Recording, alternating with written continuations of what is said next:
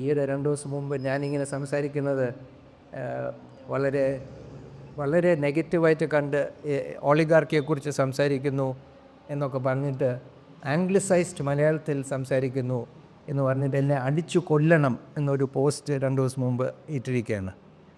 അപ്പോൾ അത് ഉണ്ടാകുന്നതിന് മുമ്പ് ആംഗ്ലിസൈസ്ഡ് മലയാളം ഞാൻ കുറേ വർഷങ്ങൾ പുറത്ത് വർക്ക് ചെയ്യുന്നു, ഇപ്പോഴും പുറത്ത് വർക്ക് ചെയ്യുന്നതുകൊണ്ട് ആംഗ്ലിസൈസ്ഡ് നല്ല മലയാളമല്ല എന്നാണ്, മലയാളം ദുർബലമാണ് എന്നുള്ളതാണ് സത്യം.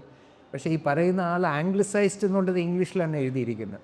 അപ്പോൾ അത് കറക്റ്റ് സ്പെല്ലിംഗ് ഒക്കെ വെച്ചിട്ടാണ്. അപ്പോൾ ഒരു ആംഗ്ലിസൈസ് മലയാളത്തിൽ എന്നെ കൊല്ലും എന്നുള്ളൊരു വധഭീഷണി പറയുന്നു ഞാൻ പ്രസംഗിക്കുന്നുണ്ട്. സാരമില്ല, പക്ഷേ അതൊന്നും ഒരു പ്രശ്നമല്ല. ഈ ആംഗ്ലിസൈസ് മലയാളമല്ല, ദുർബല മലയാളമാണ് എന്ന് പറഞ്ഞുകൊണ്ട് ഞാൻ തുടങ്ങുന്നു. ആദ്യം നമ്മൾ ഒരു ബാക്ക്ഗ്രൗണ്ടിൽ തുടങ്ങിയിട്ട് പിന്നെ എന്താണ് ഇത് ചെയ്യുന്നത് അതിലേക്ക് വരാം, അതിൻ്റെ കോൺസിക്വൻസസ് എന്താണെന്ന് വരാം. ആദ്യം നമ്മൾ ഈ വൺ നേഷൻ വൺ ഇലക്ഷൻ, അപ്പോൾ അത് ഇപ്പോൾ നമ്മൾ ഈ വെബ്സൈറ്റിലൊക്കെ പോയി കഴിഞ്ഞാൽ, സർക്കാരിൻ്റെ വെബ്സൈറ്റിൽ പോയി കഴിഞ്ഞാൽ അതിൽ കാണുന്നത് ONOE എന്നാണ്, വൺ നേഷൻ വൺ ഇലക്ഷൻ. അത് ഒന്നിച്ച് വായിച്ചാൽ ഓ നോ എന്നാണ്. അതായിരുന്നു എൻ്റെ ഒരു reaction. Oh no, because ONOE എന്ന്. ചിലപ്പോൾ ആരെങ്കിലും ഒരു സെൻസ് ഓഫ് ഹ്യൂമർ ഉള്ള ഒരാളായിരിക്കും ചിലപ്പോൾ ഈ ആക്രോണിം ഉണ്ടാക്കിയത്. അപ്പോൾ ഈ ഓ നോ ഇതിനെക്കുറിച്ചാണ് നമ്മൾ സംസാരിക്കാൻ പോകുന്നത്. പക്ഷേ ഇതിൻ്റെ ആദ്യത്തെ 2 വാക്ക് വൺ നേഷൻ എന്നാണ്.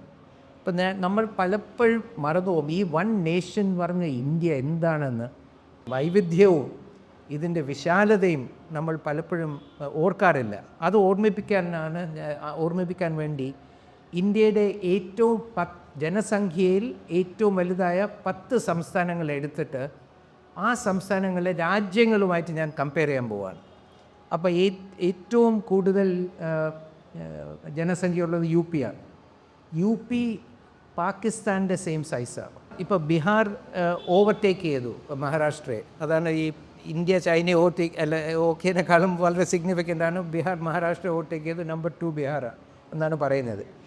Bihar is equal to Japan. Maharashtra number 3 ആണ്. Maharashtra is equal to Mexico in population. പിന്നെ ബാക്കി സ്റ്റേറ്റ്സുകൾ നോക്കിക്കഴിഞ്ഞാൽ Rajasthan is equal to Germany, Gujarat is equal to UK, MP is equal to Turkey, West Bengal is equal to Egypt, Karnataka is equal to France, Tamil Nadu is equal to Thailand, Telangana is equal to South Korea. ഇത് ഏറ്റവും കൂടുതൽ ജനസംഖ്യയുള്ള സ്റ്റേറ്റ്സിനെ കുറിച്ചാണ് പറയുന്നത്. ഈ സ്റ്റേറ്റ്സ് ഒഴിച്ചു കഴിഞ്ഞാൽ ബാക്കി വരുന്ന സ്റ്റേറ്റ്സിൻ്റെ പോപ്പുലേഷൻ എടുത്താൽ അത് USA പ്ലസ് റഷ്യയുടെ തുല്യമാണ്. Germany, Pakistan, Japan, Egypt, Turkey, UK, Mexico, south Korea, France, Thailand, USA plus Russia, ഇതെല്ലാം കൂടെ വരുമ്പോഴാണ് ഇന്ത്യ ഉണ്ടാകുന്നത്. ഒരു വ്യത്യാസമുള്ളൂ, അതിനേക്കാളും എല്ലാം വളരെ കൂടുതൽ കോംപ്ലക്സിറ്റിയും വൈവിധ്യവും ഇന്ത്യയിലുണ്ട് ആ രാജ്യങ്ങളെക്കാളും. ഈ എല്ലാ രാജ്യങ്ങളും വെച്ചാലും അതിനേക്കാളും കൂടുതൽ വൈവിധ്യവും കോംപ്ലക്സിറ്റിയും ഉള്ളൊരു രാജ്യത്തിൽ വൺ നേഷൻ എന്ന് പറഞ്ഞിട്ട് ഇതിന് മുഴുവൻ ഡൽഹിയിൽ ഇരുന്ന് കൺട്രോൾ ചെയ്യണമെന്ന് സ്വപ്നം കണ്ട, എനിക്ക് തോന്നുന്നു ഔറംഗസേബ് മാത്രമേ ഉണ്ടായിരുന്നുള്ളൂ. ഈ ഷായ്ക്ക് മുമ്പിൽ മറ്റൊരു ഷാ ഔറംഗസേബായിരുന്നു. ഷായുടെ ഷായും ഇവർ രണ്ടുപേരും ഈ സ്വപ്നം കാണുന്നു. അപ്പോൾ ഇത് ഒരിക്കലും സാധ്യമല്ല. ഇത് ഔറംഗസേബ് അറ്റംപ്റ്റ് ചെയ്തപ്പോൾ മുഗൾ സാമ്രാജ്യം തകർന്നുപോയി. നേരെ മറിച്ച് ഡൈവേഴ്സിറ്റിയുടെ ബേസിൽ എല്ലാവരെയും കൊണ്ടുപോകുന്ന ഡീസെൻട്രലൈസ്ഡ് ആയിട്ടുള്ള ഒരു അപ്രോച്ച്, ഇവിടെ ഒരു സങ്കല്പം, ഇന്ത്യ എന്നുള്ളൊരു സെക്യുലർ ഇൻക്ലൂസീവ് സങ്കല്പം വാസ്തവത്തിൽ ഇപ്പോഴത്തെ ഇന്ത്യയുടെ ഒരു സങ്കല്പം വരുന്നത് അക്ബറിൽ നിന്നാണ്.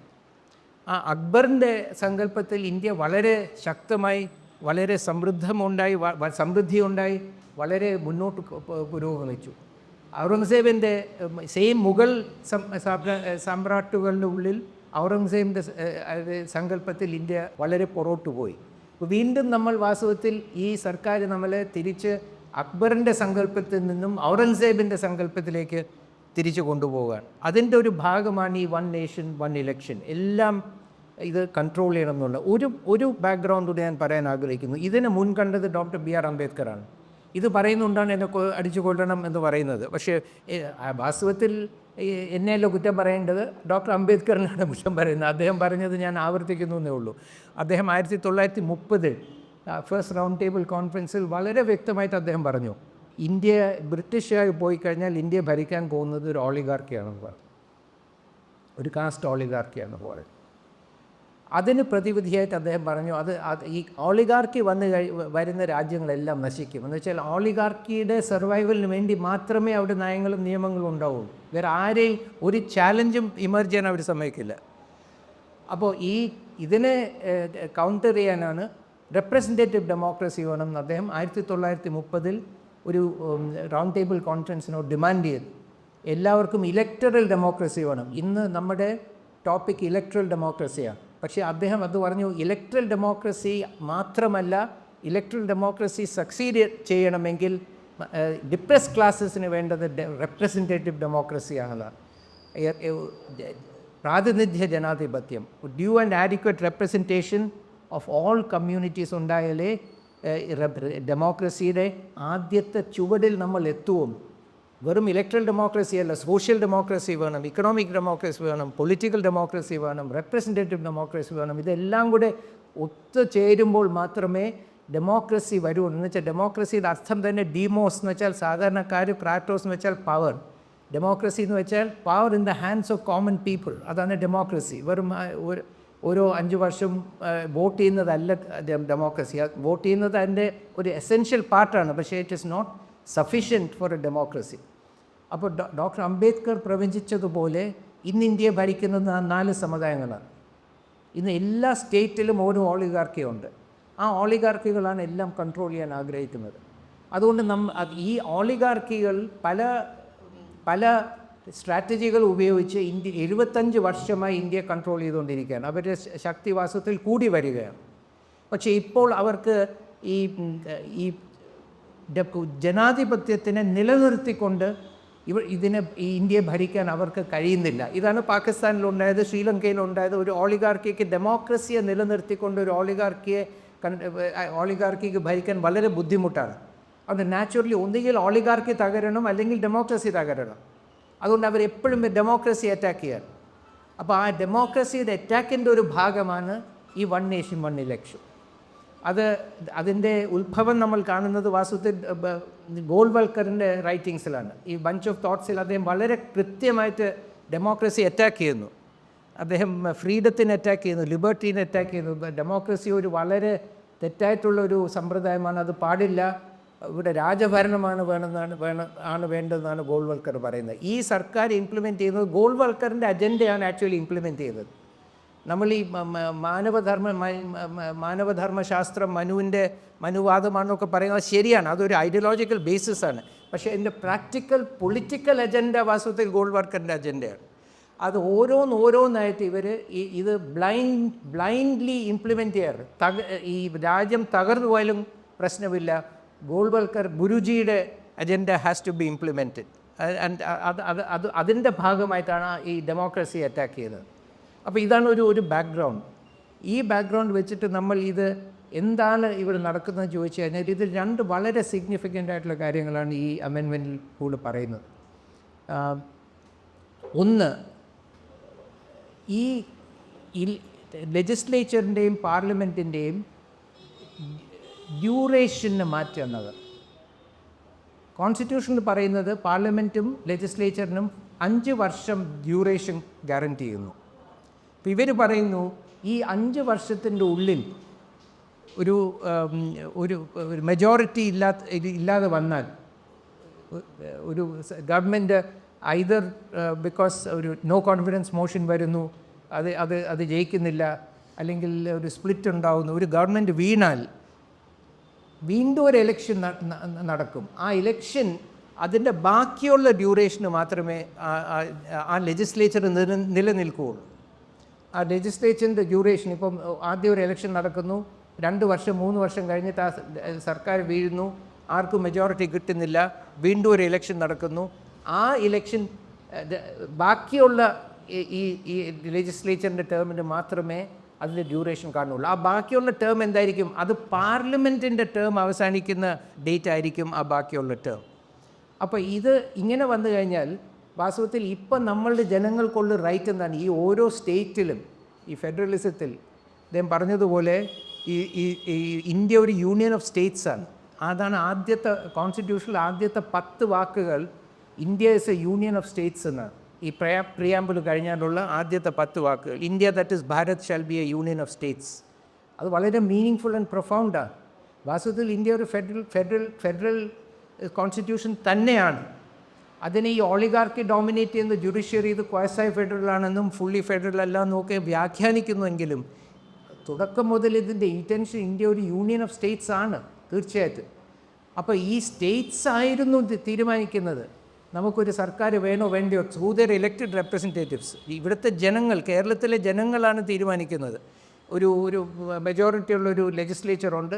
നമ്മുടെ റെപ്രസെൻറ്റേറ്റീവ്സിലൂടെ ആ ഗവൺമെൻറ്റിന് മെജോറിറ്റി സപ്പോർട്ട് ഉണ്ടോ ഇല്ലയോ, ഇല്ലെങ്കിൽ ഒരു കൺസെൻസസ് ഇല്ലെങ്കിൽ ആ സർക്കാരിനെ നമ്മൾ നിഷേധിച്ച ആ അസംബ്ലിയെ തന്നെ ജനങ്ങൾ നിഷേധിക്കുകയാണ്. ഒരു പുതിയ ഇലക്ഷൻ നടത്തുന്നു ഒരു മാൻഡേറ്റിന് വേണ്ടി, ഒരു കൺസെൻസസിന് വേണ്ടി. അപ്പം നമ്മൾ ഈ കാണുന്നത് വാസ്തവത്തിൽ ഇലക്ഷൻ എന്ന് വെച്ചാൽ ഒരു ഡിസ്കോഴ്സിൻ്റെ ഭാഗമാണ് ഇലക്ഷൻ. ഒരു ഡെമോക്രാറ്റിക് ഡിസ്കോഴ്സിൻ്റെ ഒരു വളരെ സെൻട്രൽ ഭാഗമാണ് ഇലക്ഷൻ എന്ന് പറയുന്നത്. അല്ല, വെറും ഒരു തിരഞ്ഞെടുപ്പല്ല. ഒരു സർക്കാർ വേണോ വേണ്ടയോ, അതിനെ നിലനിർത്തണോ, അതോ പുതിയ അസംബ്ലിയെ നിലനിർത്തണോ, പുതിയ ഇലക്ഷൻ വേണോ എന്നൊക്കെ തീരുമാനിക്കുന്നത് ഡെമോക്രസിയിൽ പല ആൾക്കാർക്കും പല അഭിപ്രായങ്ങളുണ്ട്, പല അഭിപ്രായ വ്യത്യാസങ്ങളുള്ളപ്പോൾ ഒരു കൺസെൻസസ് ഇവോൾവ് ചെയ്യാനുള്ള ഒരു മെക്കാനിസമാണ് ഇലക്ഷൻ തന്നെ. അപ്പോൾ ഈ ഇലക്ഷൻ നമ്മൾ ചെയ്തു കഴിഞ്ഞാൽ ഈ കോൺസ്റ്റിറ്റ്യൂഷൻ ഇപ്പം നമുക്ക് തരുന്ന എന്താ? നമ്മൾ ഇലക്ട് ചെയ്യുന്ന ഗവൺമെൻറ്റിന് 5 വർഷം ഡ്യൂറേഷനുള്ള ഒരു ഇലക്ഷൻ നമുക്ക് തരുന്നു. അത് എൻ്റെ അഭിപ്രായത്തിൽ അതൊരു ബേസിക് സ്ട്രക്ചറിൻ്റെ ഭാഗമാണ്. പക്ഷേ ഈ ജുഡീഷ്യറി അത് പറയോ ഇല്ലയോ എന്ന് വളരെ നമുക്ക് ഒരു തീർച്ചയുമില്ല. പക്ഷെ എൻ്റെ മനസ്സിൽ വളരെ ക്ലിയറാണ്. ഞാൻ പോയി ഒരു ബാലറ്റ് ബൂത്തിൽ പോയി പോളിംഗ് ബൂത്തിൽ പോയി എൻ്റെ വോട്ട് ചെയ്താൽ, ഞാൻ വോട്ട് ചെയ്ത് സർക്കാർ അധികാരത്തിൽ വരികയാണെങ്കിൽ 5 വർഷത്തേക്കൊരു സർക്കാരിനാണ് ഞാൻ വോട്ട് ചെയ്യുന്നത്. അതിനേക്കാളും കൂടരുത് എന്ന് കോൺസ്റ്റിറ്റ്യൂഷൻ പറയുന്നു ഭരണമാറ്റത്തിന് വേണ്ടി. പക്ഷേ ഇപ്പോൾ ഞാൻ പോകുമ്പോൾ എത്ര വർഷത്തേക്കാണ് ഈ ലെജിസ്ലേച്ചർ നിൽക്കാൻ പോകുന്നതെന്ന് എനിക്ക് യാതൊരു അഷ്വറൻസും ഇല്ല. വാസ്തവത്തിൽ ഉണ്ടാകാൻ പോകുന്നത് പെട്ടെന്ന് ഒരു ഇലക്ഷൻ കഴിഞ്ഞാൽ ആ ഗവൺമെൻറ്റിനെ താഴെയിടും. പൈസയൊക്കെ കൊടുത്ത് EDയും IT ഒക്കെ ഉപയോഗിച്ച് ഗവൺമെൻറ്റിനകത്ത് താഴെയിട്ട് കഴിഞ്ഞാൽ പിന്നെ പ്രസിഡൻസ് റൂളാവും. പിന്നെ അങ്ങനെ 2-3 വർഷം കഴിഞ്ഞാൽ പിന്നെ ഒരു ഇലക്ഷൻ വന്നാലും പിന്നെ 2 വർഷത്തേക്ക് ആ സർക്കാരിന് നിൽക്കാനൊക്കും. അപ്പോൾ വലിയ ഇൻസ്റ്റെബിലിറ്റി ഉണ്ടാവും. ഒരു 5 വർഷത്തേക്ക് നിൽക്കുന്ന സർക്കാരാണെങ്കിൽ എന്തെങ്കിലും ഒരു സ്റ്റെബിലിറ്റി കാണും. ഈ 5 വർഷം എടുക്കുമല്ലോ, എന്തെങ്കിലുമൊക്കെ ജനങ്ങൾക്ക് വേണ്ടി ചെയ്യണമെങ്കിൽ ഒരു സമയം വേണ്ടേ. ആ സമയമില്ലാതെ 2 വർഷം മാത്രം ടെന്യൂറുള്ള ഒരു സർക്കാർ വന്നു കഴിഞ്ഞാൽ ഒരു സ്റ്റെബിലിറ്റി കാണില്ല. ആ സർക്കാരിന് ഒരുപാട് ഷോർട്ട് ടേം ഇൻട്രസ്റ്റ് കാണും. പെട്ടെന്ന് പണം ഉണ്ടാക്കണം, കൈക്കൂലി വാങ്ങിക്കണം. 2 വർഷമേ ഉള്ളൂ നമുക്ക്. ഇനി ഒരിക്കലും പവറിൽ വന്നില്ലെങ്കിലും ഈ നമ്മൾ കണ്ടിട്ടുണ്ടല്ലോ ജാർഖണ്ഡിലൊക്കെ ഒരു MLA ഉള്ള പാർട്ടി ചീഫ് മിനിസ്റ്ററായിട്ട് ഒരു സർക്കാർ ഉണ്ടാക്കുകയാണ്. ഇതൊക്കെ വെറും ഈ ബ്ലാക്ക് മാർക്കറ്റ് സ്റ്റേറ്റ് പവറിനെ വർദ്ധിപ്പിക്കുകയാണ് ഈ ടൈപ്പ് ഓഫ് അപ്രോച്ച്. മറിച്ച് ജനങ്ങളുടെ അടുത്ത് വന്ന് പുതിയ മാൻഡേറ്റിന് ചോദിക്കുമ്പോൾ 5 വർഷം ഭരിക്കണം, അതിന് മാൻഡേറ്റ് തരൂ എന്ന് പറയുമ്പോൾ അതിന് ഒരു സീരിയസ്നെസ് ഉണ്ട്, അതിനൊരു സ്റ്റെബിലിറ്റി ഉണ്ട്. അത് എല്ലാവർക്കും പറയാൻ ഒക്കില്ല.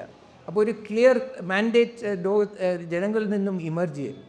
അപ്പോൾ ഈ 5 വർഷത്തെ ലാസ്റ്റ് ചെയ്യുന്ന ഒരു സർക്കാരിനെ ഇലക്ട് ചെയ്യാനുള്ള നമ്മുടെ അധികാരം എടുത്തു കളയുകയാണ് സ്റ്റേറ്റ് ലെവലിൽ.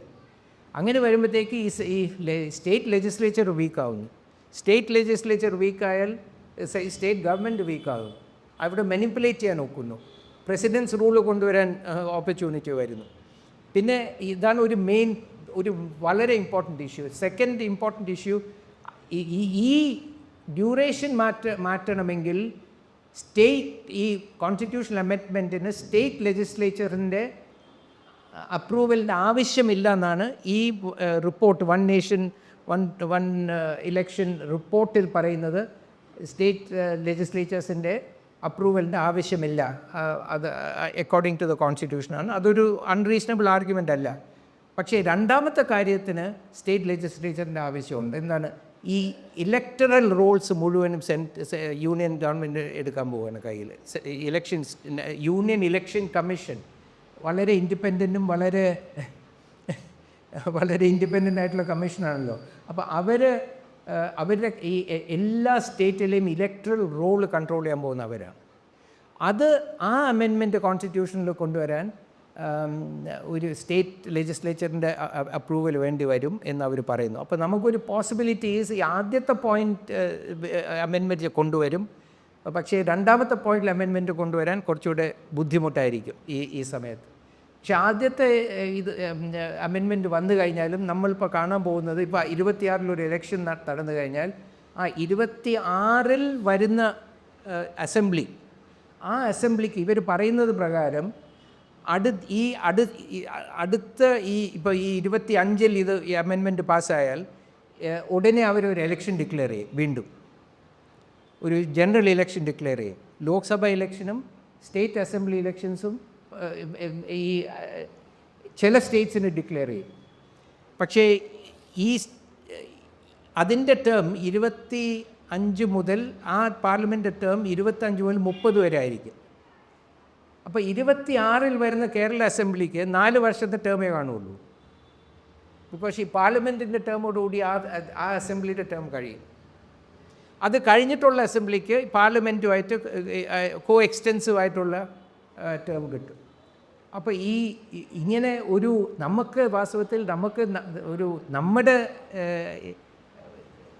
ജനങ്ങളുടെ ജനാധിപത്യം അനുസരിച്ച് ജനാധിപത്യപരമായി ഒരു കോൺസ്റ്റിറ്റ്യൂഷനിൽ ഇതുവരെ ഉണ്ടായിരുന്ന ഒരു സിസ്റ്റം നിലനിർത്തി ഒരു സ്റ്റേബിൾ ഡ്യൂറേഷനുള്ള ഒരു ലെജിസ്ലേച്ചർ ഇല്ലാതാക്കുകയാണ് ഇത് ചെയ്യുന്നത്. ആക്ച്വലി അതിന് വലിയ മൾട്ടിപ്പിൾ കോൺസിക്വൻസസ് ഉണ്ടാകും. നമുക്കിപ്പോൾ ശരിക്കും ഫുള്ളി ഇമാജിൻ ചെയ്യാൻ പോലും ഒക്കില്ല. പക്ഷേ പൊളിറ്റിക്സിൻ്റെ നേച്ചർ തന്നെ മാറും. ഈ ഷോർട്ട് ടേം പൊളിറ്റിക്സ് വളരെ സ്ട്രോങ് ആകും, വളരെ ഡോമിനൻ്റ് ആകും.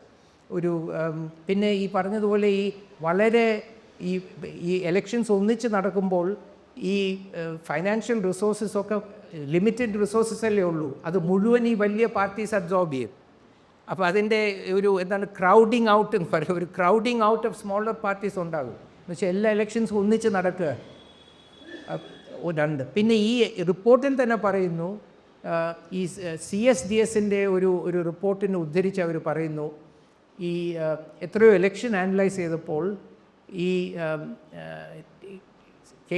പാർലമെൻറ്റിലും ലെജിസ്ലേച്ചറിലും ഒന്നിച്ച് വോട്ട് ചെയ്യുമ്പോൾ ഈ റിസൾട്ടിൽ വലിയ വ്യത്യാസം വരുന്നില്ല എന്നാണ് പറയുന്നത്.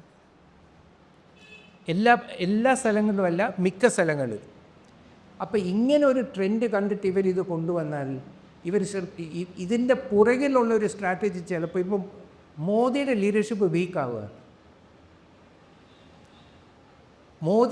മോദിയുടെ പേരിൽ തന്നെ ജയിക്കാൻ ഒക്കുന്നില്ല. അപ്പോൾ ഇത് രണ്ടും കൂടെ കമ്പൈൻ ചെയ്താൽ സ്റ്റേറ്റ് ഗവൺമെൻറ്റിൻ്റെ ഒരു പെർഫോമൻസിൻ്റെ ബേസിസിൽ നാഷണൽ ഗവൺമെൻറ്, ഈ നാഷണൽ ലീഡർഷിപ്പിന് ഒരു ബെനിഫിറ്റ് ഉണ്ടാകും. അവർക്കൊരു കോൺഫിഡൻസ് ഇല്ല. ഈ സെപ്പറേറ്റ് ആയിട്ടുള്ളൊരു ഇലക്ഷൻ നടത്തിയാൽ BJPക്ക് നാഷണൽ ലെവലിൽ, ഞാൻ പൊളിറ്റിക്കലായിട്ടല്ല പറയുന്നത്, ഞാൻ അനലിറ്റിക്കലായിട്ടാണ് പറയുന്നത്, ഏതെങ്കിലും റൂളിംഗ് പാർട്ടിക്ക് നാഷണൽ ലെവലിൽ ജയിക്കാൻ ഒക്കുമോ ഇല്ലയോ എന്നൊരു കോൺഫിഡൻസ് ഇല്ലാത്തത് കൊണ്ടാണോ ഇത് കൊണ്ടുവന്നിട്ടെന്ന് വെച്ചാൽ ഈ അനാലിസിസ് ഇവർ പറയുന്നു, ഈ സ്റ്റേറ്റും സെൻറ്ററിൻ്റെയും ആളുകൾ വോട്ട് ചെയ്യുമ്പോൾ ഈ സ്റ്റേറ്റ് ആൻഡ് സെൻറ്ററിൻ്റെ ഇവാലുവേഷൻ ഡിഫറൻസസ് ബ്ലർ ചെയ്യുന്നു. പാർട്ടിക്ക് വേണ്ടി വോട്ട് ചെയ്യുന്നു. വോട്ട് ചെയ്യുമ്പം ഈ അമേരിക്കയിൽ പറയുന്നത് ഡൗൺ ദ ബാലറ്റ് എന്നാണ് പറയുന്നത്, ഡൗൺ ദ ബാലറ്റ്.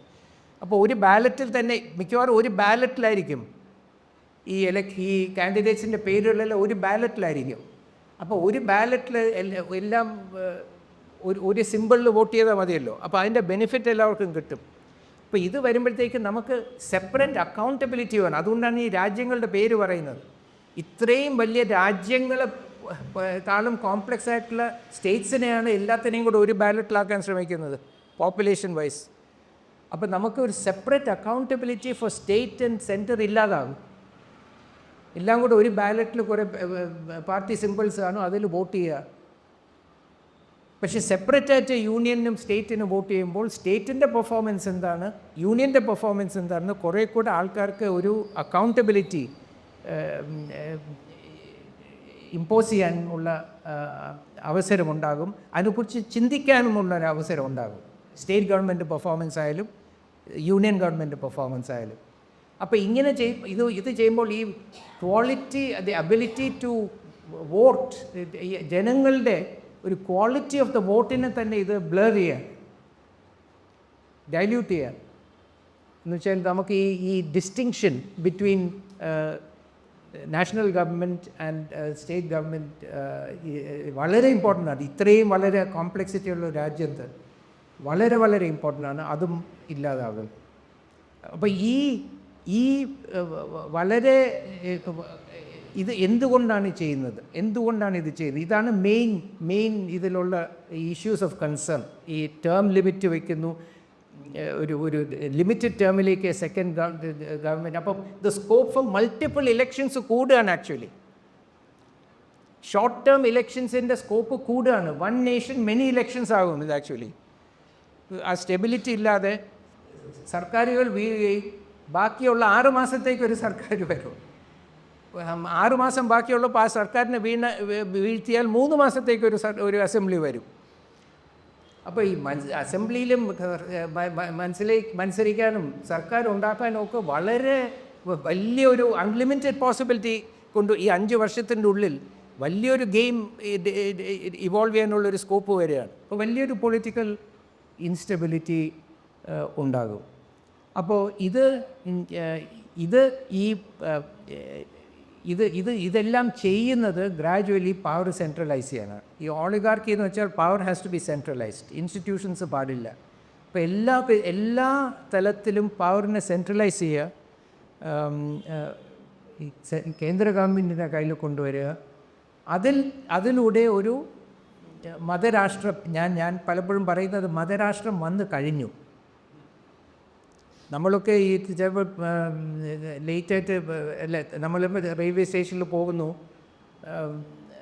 ട്രെയിൻ എപ്പോഴും വൈകുന്നുണ്ട്, കുറച്ച് താമസിച്ച് പോകുന്നു, ആരെങ്കിലും സ്വീകരിക്കാൻ പോകുന്നു, നമ്മൾ വിചാരിക്കുന്നത് ട്രെയിൻ വന്നിട്ടില്ല എന്നാണ്. അപ്പോൾ ട്രെയിനിന് വേണ്ടി നമ്മൾ വെയിറ്റ് ചെയ്യണം. ആക്ച്വലി ട്രെയിൻ വന്നു കഴിഞ്ഞു, നമ്മൾ മനസ്സിലാക്കുന്നില്ല. അതുപോലെ ആക്ച്വലി ഇവിടെ ഒരു നേസൻറ്റ് അൺഡിക്ലെയർഡ് ഹിന്ദു രാഷ്ട്രം വന്നു കഴിഞ്ഞു. നമ്മളെല്ലാം പറയുന്നു അൺഡിക്ലെയർഡ് ഇമർജൻസി എന്ന് പറയുന്നു. ഇത് അൺഡിക്ലെയർഡ് ഇമർജൻസി അല്ല, അൺഡിക്ലെയർഡ് ഹിന്ദു രാഷ്ട്രമാണ്. ഈ അൺഡിക്ലെയർഡ് ഹിന്ദു രാഷ്ട്രം അല്ലായിരുന്നെങ്കിൽ ഇവിടെ ഒരു അയോധ്യ ജന്മൻ ഉണ്ടാവില്ല. ഇവിടെ ഈ മോസ്കുകളുടെ അടിയിലുള്ള ഡിഗ്ഗിങ് നടക്കില്ല. ഇപ്പോൾ സുപ്രീം കോടതി പറഞ്ഞിരിക്കുകയല്ലേ, ഇപ്പോൾ അത് നിർത്തി വച്ചിരിക്കുകയാണ്. പക്ഷേ നേരത്തെയുള്ള ചീഫ് ജസ്റ്റിസ് ഇത് ക്യാരക്ടർ എസ്റ്റാബ്ലിഷ് ചെയ്യാൻ ഡിഗ് ചെയ്തോളൂ എന്നല്ലേ പറഞ്ഞത്. അപ്പം അതും പല കാര്യങ്ങൾ എവിടെ ചെന്നാലും വളരെ ക്ലിയറായിട്ട് ഒരു ഹിന്ദു രാഷ്ട്രം ഇവിടെ നിലനിൽക്കുകയാണ്. അതിൻ്റെ നേസൻ്റാണ്, അതൊരു ഇനീഷ്യൽ സ്റ്റേജസാണ്. പക്ഷെ അത് വന്നു കഴിഞ്ഞു. നമ്മുടെ കോൺസ്റ്റിറ്റ്യൂഷൻ ഒരു സബോർഡിനേറ്റ് ഡോക്യുമെൻ്റ് ആക്കി മാറ്റിയിരിക്കുകയാണ്. ഈ article 16 of the French declaration of rights 1789 പറയുന്നത് where rights are not secure and where there is no separation of powers. Rights secure ആകണമെങ്കിൽ സെപ്പറേഷൻ ഓഫ് പവേഴ്സ് വേണം, എന്നാലേ ഒരു ഇൻഡിപെൻഡൻറ്റ് ജുഡീഷ്യറി ഈ എക്സിക്യൂട്ടീവിനെ ചെക്ക് ചെയ്യൂ. അപ്പോൾ where rights are not secure and there is no separation of powers, that country has no constitution ആണ് പറയുക. The prevalence of a form of government where there is protection of rights and separation of powers, അതില്ലെങ്കിൽ that country has no constitution എന്നാണ് ഈ 1789 rights of മാനിൽ പറയുന്നത്, article 16. നമ്മളിപ്പോൾ ആ സിറ്റുവേഷനിലാണ്. ഞാനിപ്പോൾ സംസാരിക്കുന്നു, ഇനി എന്തായിരിക്കും ഇതിൻ്റെ പരിണാമം? ഒരു സെക്യൂരിറ്റി, ഒരു പ്രൊട്ടക്ഷനും ഇല്ലല്ലോ. സെപ്പറേഷൻ ഓഫ് പവർ ഇത് കാണുന്നില്ല. എത്രയോ ആൾക്കാർ എത്രയോ നാളായിട്ട് ജയിലിൽ കിടക്കുന്നു. ചില ആൾക്കാർക്ക് കംപ്ലീറ്റ് ഇമ്മ്യൂണിറ്റി ഉണ്ട്, ചില ആൾക്കാർക്ക് യാതൊരു റൈറ്റ്സും ഇല്ല. ഇങ്ങനത്തെ ഒരു സിറ്റുവേഷനിൽ നമ്മൾ ജീവിക്കുക. അപ്പം വാസ്തവത്തിൽ നമ്മുടെ constitution is no longer operating in ഈ ഫുള്ളി. അതിനെ അതിനെ സുപ്പീരിയറായിട്ട് അതിനേക്കാൾ മുകളിൽ മതമൂല്യങ്ങളെ പല തരത്തിലും സർക്കാരും പല ജഡ്മെൻറ്റ്സിലും എസ്റ്റാബ്ലിഷ് ചെയ്ത് കഴിഞ്ഞു. ഒരു ജഡ്മെൻറ്റ് സുപ്രീം കോടതി പറയുന്നു കോൺസ്റ്റിറ്റ്യൂഷൻ ലോ ഇസ് ധർമ്മ എന്ന് വെച്ചാൽ സനാതന ധർമ്മ, കോൺസ്റ്റിറ്റ്യൂഷൻ ലോ ഇസ് ധർമ്മ എന്ന് പറഞ്ഞു കഴിഞ്ഞു. അപ്പോൾ ഈ ഒരു സിറ്റുവേഷനിൽ എല്ലാം കൂടെ സെൻട്രലൈസ്, എല്ലാ ആസ്പെക്റ്റ് ഓഫ് ലൈഫും സെൻട്രലൈസ് ചെയ്യണം. എന്നിട്ട് ഈ സ്റ്റേറ്റ്സിനെ തന്നെ ഇല്ലാതാക്കണം എന്നാണ് ഗോൾവൽക്കർ പറയുന്നത്. ഈ ലിംഗ്വിസ്റ്റിക് സ്റ്റേറ്റ്സ് പാടില്ല, ഈ എല്ലാ അഡ്മിനിസ്ട്രേറ്റീവ് യൂണിറ്റ്സ് മാത്രമേ പാടുള്ളൂ എന്നാണ്. അപ്പോൾ അവർ ഈ അഡ്മിനിസ്ട്രേറ്റീവ് യൂണിറ്റ്സിനെ ഈ മൾട്ടി ലിംഗ്വിസ്റ്റിക് ഒക്കെ ആക്കിയിട്ട് അതിൽ ഹിന്ദി മാത്രം ഉപയോഗിച്ച് നമ്മളിപ്പോൾ ഒരു സ്റ്റേറ്റ് എക്സ് അല്ലെങ്കിൽ സ്റ്റേറ്റ് ആർ ഒക്കെ ആയിരിക്കും താഴെ ആയതുകൊണ്ട്, അപ്പോൾ നമ്മൾ സ്റ്റേറ്റ് ആർ ഒക്കെ ആകും. അപ്പോൾ ഈ അഡ്മിനിസ്ട്രേറ്റീവ് യൂണിറ്റ്സ് ആക്കി മാറ്റി സ്റ്റേറ്റ്സിനെ തന്നെ ഇല്ലാതാക്കണം എന്നാണ് ഗോൾവൽക്കർ പറയുന്നത്. ആ ഒരു ഡയറക്ഷനിലേക്കാണ് നമ്മൾ പോകുന്നത്. പിന്നെ ഈ തെരഞ്ഞെടുപ്പ് പാടില്ല, ഡെമോക്രസി പാടില്ല എന്നുള്ളൊരു കൾച്ചർ ഗുജറാത്തിൽ നമ്മൾ കണ്ടിട്ടുണ്ട്. അവിടെ ഗുജറാത്ത് സർക്കാർ കുറേ വർഷമായി കൺസെൻസസിലൂടെ തിരഞ്ഞെടുക്കുന്ന ഇലക്ഷൻ ഇല്ലാതെ, തിരഞ്ഞെടുപ്പില്ലാതെ കൺസെൻസസിലൂടെ പഞ്ചായത്ത് ഒഫീഷ്യൽസിനെ തിരഞ്ഞെടുത്താൽ ആ പഞ്ചായത്തുകൾക്ക് എക്സ്ട്രാ പണം കൊടുക്കുക ഗുജറാത്തിൽ. അപ്പോൾ ഇവിടെ നമുക്ക് ഒരു സിറ്റുവേഷൻ വരും, ഒരു കൺസെൻസസോടുകൂടി ഒരു ചീഫ് മിനിസ്റ്റർ എം എൽ എമാരെയും ചീഫ് മിനിസ്റ്ററൊക്കെ സെലക്ട് ചെയ്താൽ എക്സ്ട്രാ പ്ലാൻ ഫണ്ട്സ് തരും. എന്തിനാ തെരഞ്ഞെടുപ്പ്? ഈ റിപ്പോർട്ട് വായിച്ചാൽ തെരഞ്ഞെടുപ്പ് എന്തോ വലിയ അപകടമാണ്, വളരെ ഒരു വേസ്റ്റഡ് എക്സ്പെൻഡിച്ചറാണെന്ന് പറയുന്നത്. ഇവർ പറയുന്നു national commission for review of the constitution 2002 justice Venkatachaliah head ചെയ്ത് prime minister Atal Bihari Vajpayee appoint ചെയ്ത കമ്മീഷനാണ് അദ്ദേഹത്തിൻ്റെ സമയത്ത്. അതിൽ സോളി സൊറാർജിയും ഇവരൊക്കെ ഉണ്ട്.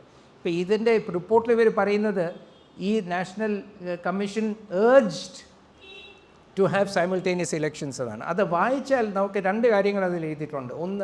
ഒന്ന് ഇലക്ട്രൽ റിഫോംസിന് ഒരു കോൺസ്റ്റിറ്റ്യൂഷണൽ അമെൻമെൻറ്റും ആവശ്യമില്ല എന്നാണ് റിപ്പോർട്ട് പറയുന്നു. അതായത് അവർ റെക്കമെൻഡ് ചെയ്യുന്ന ഒരു ഇലക്ട്രൽ റിഫോമിനും കോൺസ്റ്റിറ്റ്യൂഷണൽ അമെൻമെൻറ്റിന് ആവശ്യമില്ല എന്ന് കമ്മീഷൻ പറയുന്നു. ആ കമ്മീഷൻ്റെ ആക്ച്വൽ റെക്കമെൻഡേഷൻ എന്താണ്? ഈ simultaneous elections to the extent possible നടത്തുക എന്നാണ്. പക്ഷേ ഇതുപോലെ കോൺസ്റ്റിറ്റ്യൂഷൻ അമെൻഡ് ചെയ്ത് അത് കമ്പൽസറി ആയിട്ട് നടത്തണമെന്ന് അവർ റെക്കമെൻഡ് ചെയ്തിട്ടേ ഇല്ല. പക്ഷേ ഈ റിപ്പോർട്ട് വായിച്ചാൽ ഒരു തെറ്റിദ്ധാരണയാണ് നമുക്ക് കിട്ടുന്നത്, അവരിത് റെക്കമെൻഡ് ചെയ്തു. പക്ഷേ ഇത് റെക്കമെൻഡ് ചെയ്തെല്ലാം ഇവർ കൺട്രോൾ ചെയ്യുന്ന ബോഡീസാണ് റെക്കമെൻഡ് ചെയ്തത്. ഇങ്ങനത്തെ ഒരു മാറ്റം വേണമെങ്കിൽ വാസ്തവത്തിൽ സ്റ്റേറ്റുകളിൽ നിന്ന് ഡിമാൻഡ് വരണ്ടേ? India is a union of states. സ്റ്റേറ്റുകളിൽ നിന്നൊരു ഡിമാൻഡ് വന്നിട്ട് ആ എല്ലാ സ്റ്റേറ്റ്സും കൂടെ ഒരുമിച്ചല്ലേ ഡിമാൻഡ് ചെയ്യേണ്ടത് ഇങ്ങനത്തെ ഒരു നമുക്ക് സൈമിൾട്ടേനിയസ് ഇലക്ഷൻ വേണമെന്ന്. ഇത്ര വലിയൊരു financial burden, administrative burden, negative ഫാക്ടറാണ് ഇലക്ഷൻസ് എങ്കിൽ എന്തുകൊണ്ട് സ്റ്റേറ്റ് ഗവൺമെൻറ്റ്സ് ഇത് ഫീൽ ചെയ്യുന്നില്ല? എന്തുകൊണ്ട് പബ്ലിക് ഇത് ഫീൽ ചെയ്യുന്നില്ല? ഗവൺമെൻറ്റ്സ് ഇത് ഫീൽ ചെയ്യുന്നുണ്ടെങ്കിൽ അവരുടെ അഭിപ്രായം എന്തുകൊണ്ട് വരുന്നില്ല? അപ്പോൾ ഇതൊരു സ്റ്റേറ്റ്സിൻ്റെ ഡിമാൻഡ് ഇല്ലാത്ത ഒരു അമെൻമെൻറ്റാണ്. അത് EWS അതുപോലെയല്ലേ, പാതിരാത്രി 10 ദിവസത്തിനുള്ളിൽ കൊണ്ടുവന്ന് പാസ്സാക്കിയതല്ലേ. എന്തുകൊണ്ട് 10 ദിവസത്തിനുള്ളിൽ പാസ്സാക്കി? ബിക്കോസ് ഈ നല്ല കാര്യമൊന്നും ഇങ്ങനെ ഒളിച്ച് ചെയ്യേണ്ട ആവശ്യമില്ലല്ലോ. ഈ ഒളിച്ച് ചെയ്യുന്ന കാര്യങ്ങളെല്ലാം മോശപ്പെട്ട കാര്യങ്ങളല്ലേ. അതുകൊണ്ട് EWS അതുപോലെ പെട്ടെന്ന് കൊണ്ടുവന്നു. ഒരു ഡിമാൻഡ് എവിടെ നിന്നും ഇല്ലായിരുന്നു. അങ്ങനെ ചെയ്യില്ല എന്ന് പറഞ്ഞിട്ട് 2 ദിവസം കഴിഞ്ഞിട്ടാണ് ഇത് ഇൻട്രൊഡ്യൂസ് ചെയ്തത്. എന്നുവെച്ചാൽ അവർക്കറിയാം ഇത് തെറ്റാണെന്ന്. അതുപോലെ തന്നെ ഈ one nation one election simultaneous ഇലക്ഷൻസിനും എന്തെങ്കിലും ജെന്യൂൻനെസ് ഉണ്ടായിരുന്നെങ്കിൽ എന്തുകൊണ്ട് അത് വേണമെന്നൊരു ഡിമാൻഡ് ഈ രാജ്യത്തില്ല? ഇപ്പോൾ പഞ്ചായത്ത് ഇലക്ഷനും ഇതുമായിട്ട് അലൈൻ ചെയ്യാൻ പോവുകയാണ് എല്ലാ ഇലക്ഷൻസ്. അപ്പോൾ നമ്മളെ ഒരു മിലിറ്ററി ടൈപ്പ് റൂളിലേക്ക് കൊണ്ടുപോവാണ്. അപ്പോൾ ഇത് വെറും ഒരു ടോപ്പ് ഡൗൺ ആയിട്ടുള്ളൊരു one more step towards tyranny and dictatorship മാത്രമാണ്. അത് നത്തിങ് സർപ്രൈസ്. നമ്മൾ ആ പാതയിലാണ്. ഇപ്പോൾ ഞാൻ പറഞ്ഞു ഹിന്ദു രാഷ്ട്രം എന്ന് വെച്ചാൽ വാസ്തവത്തിൽ വർണ്ണധർമ്മത്തിൻ്റെ വർണ്ണവ്യവസ്ഥയുടെ ഭരണമാണ് ഹിന്ദു രാഷ്ട്രം ആക്ച്വലി. ഈ രാജ്യത്ത് നടക്കുന്നത് വർണ്ണഘടനയും ഭരണഘടനയും തമ്മിലുള്ള സിവിൽ വാറാണ് നടക്കുന്നത്. ഭരണഘടനയെ തള്ളി മാറ്റി വർണ്ണഘടനയെ തിരിച്ചു കൊണ്ടുവരാനുള്ള സിവിൽ വാറാണ് ഇവിടെ നടക്കുന്നത്. അതിൻ്റെ ഒരു ഭാഗമാണ് ഈ 1 nation 1 election. Because 1 nation no election, അതാണ് അവരുടെ റിയൽ എയിം. ഈ 1 നേഷൻ 1 ഇലക്ഷൻ ഒരു സ്റ്റെപ്പാണ്. 1 ഇലക്ഷൻ നോ ഇലക്ഷനിലേക്ക് അവർ പോകും എന്നുള്ളതാണ്. അപ്പോൾ ഇതാണ് ചില ഈ പ്രിലിമിനറി പോയിൻറ്റ്സ് ഞാൻ പറയാൻ ആഗ്രഹിച്ചിരുന്നത്. മിസ്റ്റർ രാധാകൃഷ്ണനോട് കേട്ടിട്ട് നമുക്ക് we can have A discussion.